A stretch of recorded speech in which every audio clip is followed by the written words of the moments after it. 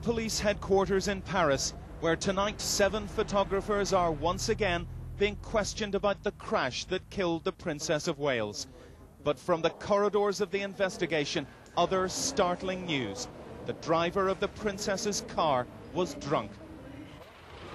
A post-mortem has shown that Henry Paul was 3 times over the legal alcohol limit, the equivalent of drinking 8 glasses of wine or more. He was not a professional driver, but the deputy head of security at the Ritz Hotel. And it's also emerged that the speedometer from the mangled wreckage has frozen.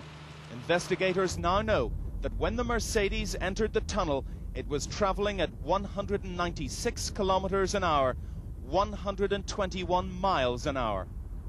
The driver appears as the only responsible of the death of these 3 persons by the fact he was drunk and by this crazy speed. The car he was driving may have been armoured, taking its weight to 2 tons, making it hard to control.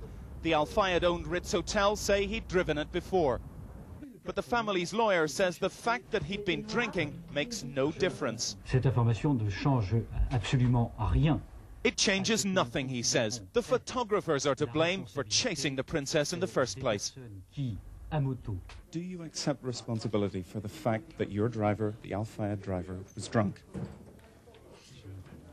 But the Al Fayed family accepts that the driver had been drinking. Our initial reaction to the press reports was one of absolute devastation. Mr. Al Fayed is mortified. This is loading cruelty upon cruelty. He's lost his eldest son, and the princess was very, very dear to him.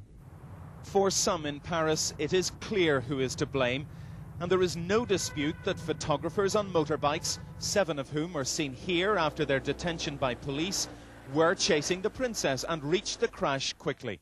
There were many photographers, 10 or 15. They were firing out the cameras, shooting the car continuously. Nothing right now. The lawyers for the photographers say a different picture is now emerging. One lawyer claiming that the driver and bodyguard taunted the photographers as they were leaving with the princess, saying, "You won't catch us." De toute façon, vous ne nous rattraperez pas. One man may be able to answer many outstanding questions. Still in intensive care is Trevor Rees-Jones, Diana's bodyguard, the only survivor of the crash. He has head and lung injuries and is expected to survive.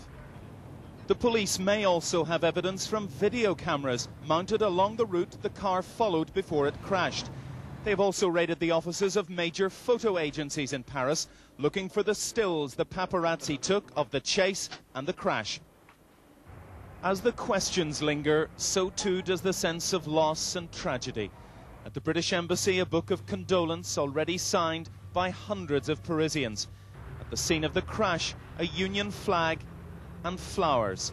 So many flowers here and at the hospital where the body of the princess lay for 18 hours. The 7 photographers are spending their 3rd night in police custody behind me, but they must be charged or released by midnight tomorrow. The sole survivor, who may provide many of the key answers, still hasn't been interviewed by police. He's too ill. But it is clear to police tonight that as well as being chased by photographers, the princess was being driven by a drunk on a bending, dipping road at 121 miles an hour. Bill Neely, News at 10, Paris.